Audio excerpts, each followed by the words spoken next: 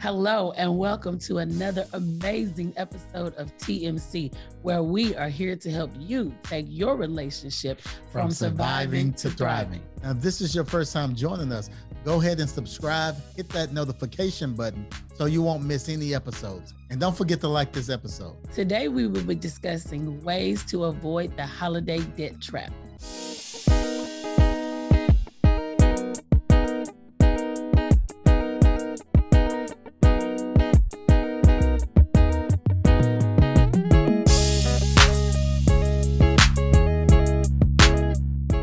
So, babe, we were talking, right? And we were talking about the holidays. Right. And we know we live in a society where we all want the latest and greatest. You know, the holiday time is when all the new toys come out, all the new phones, all the gadgets, they come out right before we get ready to start holiday shopping. And we wanted to talk to the TMC family about avoiding the debt trap of holidays, because we realized that when we first got married, it was I love Christmas. We love Christmas and we love to give. So it was like, you want to give everybody, you want to give them all the latest, you want to give them all the greatest. You buy all these things for the kids, some things they don't even play with. Right. You buy these things for each other that you sometimes don't even use. You do all these gift exchanges, all these Christmas parties. So you spend. Visa card and MasterCard makes it a whole lot easier because you just swipe, and you're just spending and you're not keeping up with what you're spending. And then January 1 comes around when we start to want to do these New Year's resolutions and we see this big credit card bill. And now we spend the rest of the year, or at least the first 6 months of the next year, trying to get out of debt. And we know that debt sometimes causes a lot of confusion in marriages because, you know, once we've spent, and especially if you're like we were, I was the one spending, he didn't know I was spending. So then your spouse wants to know, like, where's the money going? I'm making this money, but the money is disappearing because we're trying to pay off this bill from the holidays. So we wanted to talk about this today. And we wanted to give the TMC listeners some tips that we use. And I believe the reason why this is so important and it's so dear to my heart, because I mean, we used to live the rat race. Living the rat race, was definitely in debt, got caught up in the debt trap. Using credit cards to buy things that we really couldn't afford, or things that we didn't have the money at the time. We didn't even have the money to purchase those things. And we purchased them anyway because it's so easy to put them on a credit card. And some of the things, we had credit card debt, you know, over $5,000, and it wasn't easy to pay these things off. So we were chipping away at it. And what I realized is chipping away at these credit cards, we end up paying $600 just in interest, you know, not getting these credit cards paid off. So, I mean, this is definitely a debt trap that you want to avoid. It's the holiday season and we're in the holidays. We already done passed up Thanksgiving. We get ready to go into Christmas and New Year's. And we just want to share with you some tips that we use throughout the years to help us avoid the debt trap.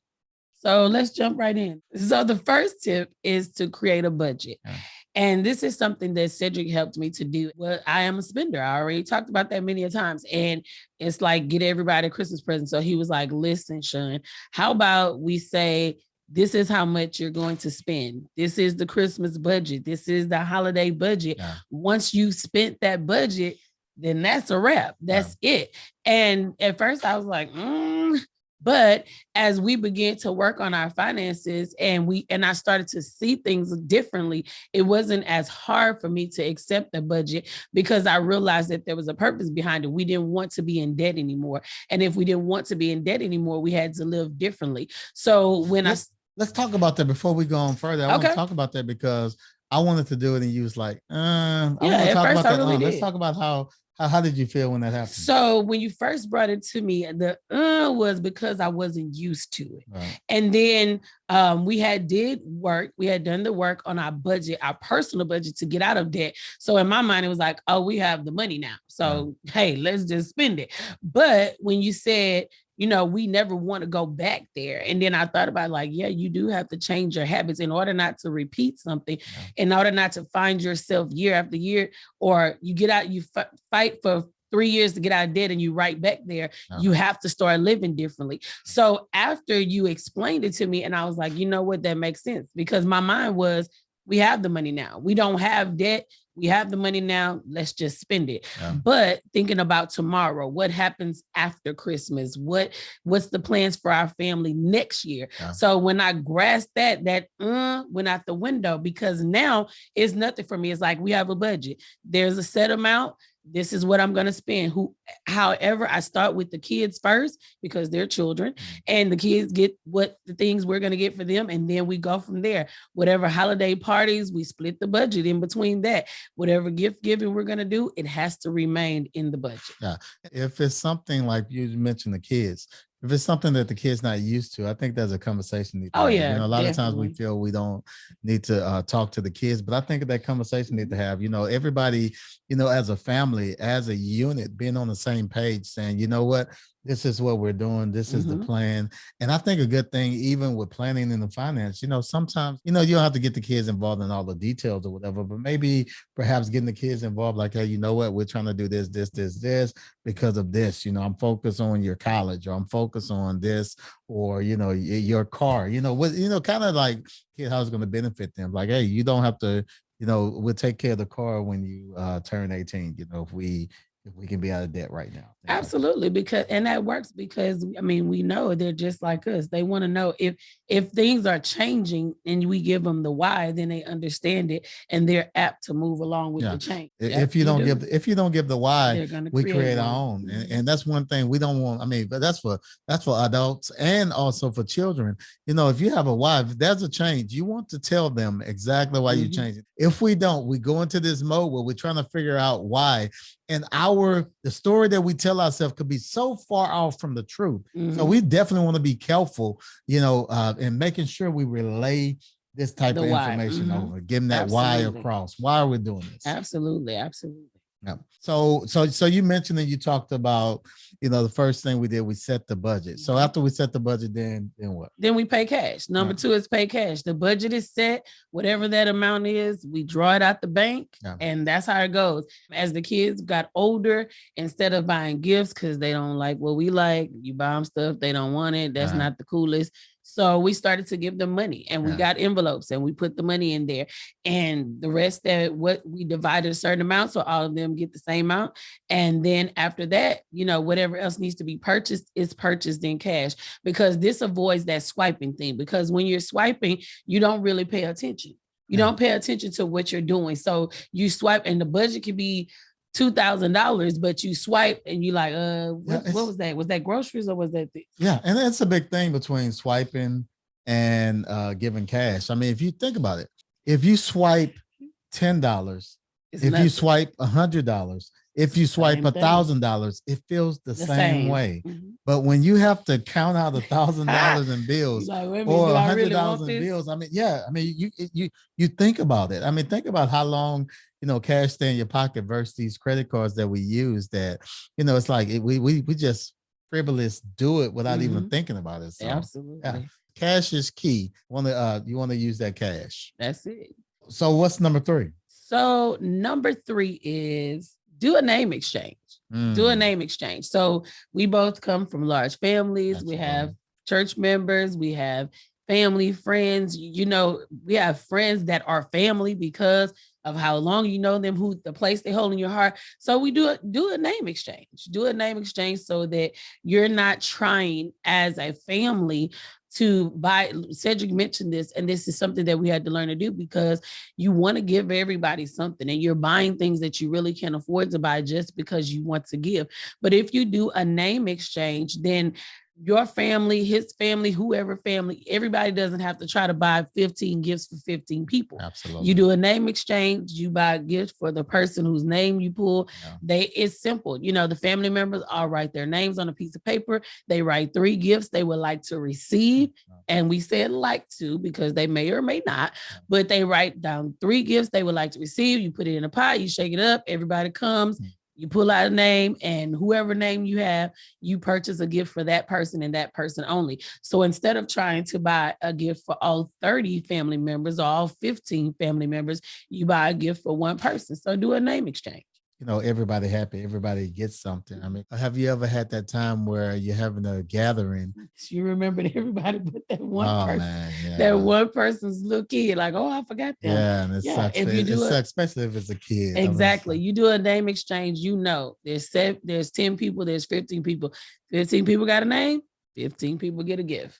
Yeah. And something we do at church, it's like if we do something like that at church, we still always have something that we have that just in case gift. That's good. So maybe having some gift cards, some $10, $20 gift cards to Starbucks or Chick-fil-A or our favorite place, Walmart.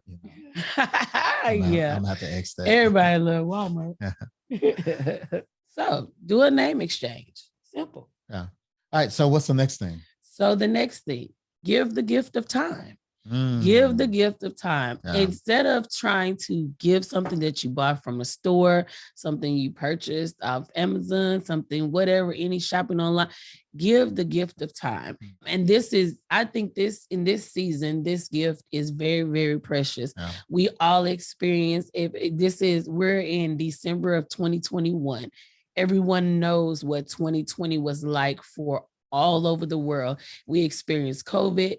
For the first time, families were not gathering for holidays. You were not able to spend time with family and friends. But now COVID is still out there, but we're headed in a different place, and people they've begun to gather again. People are so spend time with your family, because time is a gift that can never be replaced. Yeah. Time is a gift and a lot of times we think that giving someone stuff is doing something for them, but spending that time with them is way more important and way more precious than you could ever imagine, because even long after you're gone from this earth, the person that remains here still has that time and those memories. I have plenty of family members that have gone on and they are no longer with us in the earth realm, but the memories that we share together, putting Christmas trees together, baking Thanksgiving pies and things of that nature, preparing to wrap gifts, putting up lights, preparing for watch night service for the new year, whatever it was, we did these things together, and those memories remain forever. Yeah. That's right. That family down traditions. Yeah, exactly. Yeah. I mean, so it even helped them, because you mentioned, I know people that passed away, certain people, I mean, they cooked, certain things, they had their special dish, and sometimes the recipe dies with individuals. So, even that, with the time, utilizing that to, to really transfer to someone else to take rings of that. Right. Absolutely. I read in a book, it talked about time. It was a man on his deathbed, and he's on his deathbed. The way the story goes is say nobody on their deathbed is asking to see their bank account. Yeah. Nobody on their deathbed is asking to see their house or to see their clothes. I mean, they people don't care about that. People want to see the ones they love. That's what's so important on your deathbed. And so with that, just explain how important time is. Don't wait till you're at the end of your life to think about what you wish you would have done and who you could spend time with. Do it right now. I mean, God forbid, people that we have lost, during this season of just, losing people back to bat. I mean, to COVID. And it's like, wow, I wish I would have, I wish I would have. And, just so we can make this season a time when we actually do, instead of wishing we would have done it. Absolutely. And it's creating new traditions for the generations to come as well, because then your kids come behind you and they won't believe that this time of year is all about buying gifts for people. Absolutely. They'll have a different mindset of what traditions they're going to put in place for their families. And that will also help them avoid the holiday debt trap, because they'll say, oh, my family did this and did that for the holidays. And those things will be more important to them than the latest pair of shoes or a cell phone or whatever it is. Yeah. So you're creating a generation that has the mindset of togetherness and family, a generation where the generation to come, where they have a mindset that they want to invest time in their family and the ones that they love, instead of trying to give them something. And there's nothing wrong with gifts, but the gift of time is a gift that is immeasurable. It definitely won't put you in debt. All right. So what's the next one? So the next thing is something that I started doing, and I think that is great. I give what's needed. You know, the kids, most of the time, by the time you get to December, they've been in school since August. They need new shoes. They need underwear. They need this. They need that. I give what's needed. And if it's a child that I'm actually purchasing for, I may purchase the things that's needed. But like I said, with the teenagers, we give them the money.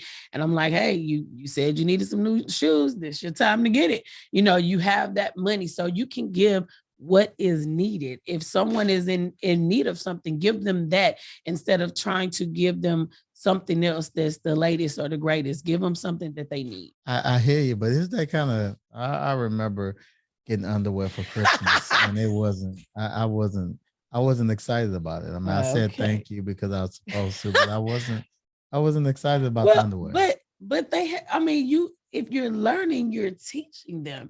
So they have to learn something new. Like I just said, I mean, come on, babe. The teenagers, they ask for shoes that cost $200 and $300. If you want you want these shoes, now is the time. You get this money for Christmas, you can buy them. Because a lot of times they change their mind. They don't want the shoes, and they got to spend their money. That's crazy though, right? I mean, that is crazy really thinking about the money part, because that do happen. You know, we give them money and they said they're going to buy something. And they change their mind. Now they got money in their pocket. I know the teenager, he no longer wants those shoes because I've given you the $200, but you spending your $200 on them versus, even though I gave it to you, they just see it differently because it's like, wait a minute, that's $200 out of my wallet now. Yeah. That's a whole nother podcast. I do remember JB's was, I don't know, maybe 7, 8 years old. I remember we spent all this money for Christmas. We bought them a $10 video game and all those expenses. I mean, some of this stuff we had to give away in garage sales when we moved from the spring. So was it Christmas when he played with the box? Because he was getting inside of a box and you were pushing him around the living. Was that Christmas? I'm not sure. I'm not sure. Yeah. So anyway, he has. He's had a time when he played with a box more than he played with the toys that came out of it. It was birthday, Christmas, one of them. And then the same thing, the little $10 video game that we got from Toys R Us. Yeah. And he played with that game and didn't touch anything else, and everything else just sat in the room. It's all in the garage. So it's like $400 or $500 worth of gifts just sitting, and he played this $10 gift until it just, I don't know what happened. He might still no, he don't have it because they don't have that console anymore. Yeah. So that's, I just think that the one thing that we have to grasp is that it doesn't the amount the gift costs has nothing to do with it. And even when I say give something that's needed, I mean, there's a long list of things that you could, give to a child or to an adult that's needed. And for somebody, that might be the greatest gift you can give them, a coffee mug that keeps their coffee hot because they love coffee. So that could be, the thing that they need. But I'm just saying, to me, the way I like to think about it is with gifts, I give it a thought, and each gift is personalized for each person. But I'm not trying to give you something that is not going to put me in debt, but it's going to be meaningful to you. And that's the way I look at it. Something that's meaningful to you, who I'm giving it to, yet is not going to put me in debt where I got to work 3 months to pay it off in the next year. Because then, to me, that's more of a regret thing. Now I'm like, oh, golly, now I got to work for the next 3 months and get my money to pay this off. And we don't want to do that, because when you think about it, debt is the number one thing that couples fight over. Couples fight over money, finances, and being in debt causes a tightness in your home and in your relationship. And now you can't do things that you need to do because you got other things to pay off. And now we're wondering, and don't let it be one person that spends more than the other, because now it's your fault that we're in debt, and things like that. And it causes all of these problems in the family. So to me, think if I would say anything you could take away from this conversation, give the people that you love gifts that matter to them, but gifts that will not put you and your family in a tight squeeze where you're working to try to pay it off after the holiday is gone. That's something that I learned, because I would not say, if you'd asked me this a few years ago, I wouldn't say that doesn't make any sense. But right now, today, I would say that doesn't make any sense because I've learned better. And a lot of times, just like you talked about the $10 video game, and I remember Javis got a toy box, and it was a Clifford toy box, and Cedric was pushing him around the living room. When we took the toy box out, he was pushing him around the living room in the box. Wow. And he did that for I don't know how long. And sometimes we think that these big extravagant things is what's going to matter to our children or to those that love us. And that's not true. Sometimes just us snuggled up on the couch watching Christmas movies together is what matters. Sometimes you making me my favorite pie for Christmas is what matters, because that means you put thought into it about me. It's a thought that you put into it about me, and it doesn't have to break the bank in order for it to happen. Especially for people like myself, that didn't have much growing up. It's like, man, I want my kids to have more than what I had. And it's like so definitely, I agree. If you have it, do it. Yeah. But if you don't, definitely avoid that. Yeah. Here at the TMC community, we want to help take relationships from surviving to thriving, and being debt free or being free from debt and not getting caught up in the debt trap is definitely a way to go from surviving to thriving, because you can thrive. Because truth to the matter is, here in life, I mean, so many things we have to deal with in life. Absolutely. Things happen all the time. It's like, man, it's like I have all these problems, but money is not being the problem. Yeah. Just taking the money problem out of the equation, especially when you can avoid it. Mm-hmm. Yeah. And many times that changes the trajectory anyway. The fact that, because that's where a lot of problems start in relationships and in family, with the money. Yeah. A lot of problems start there, and everything is going well, going good. And even for people that have the money, you have money, but it can still become a burden, because if I give you $10,000 this Christmas, the next Christmas it has to be $20,000, and the next Christmas it's got to be $25,000, because you get into this rat race and this mindset of every year is bigger and better, every year is bigger and better, go harder, go bigger, go harder. And that's what we get stuck in. And we miss what really matters, because there are some people that if you talk to them, they would have preferred to spend that time together with family instead of, a $10,000 gift or a $20,000. Absolutely. So let's do a recap. So what's number one? So number one is to create a budget. All right. What's number two? Number two is to pay cash. What's number three? Number three is do a name exchange. So what's number four? Number four is give the gift of time.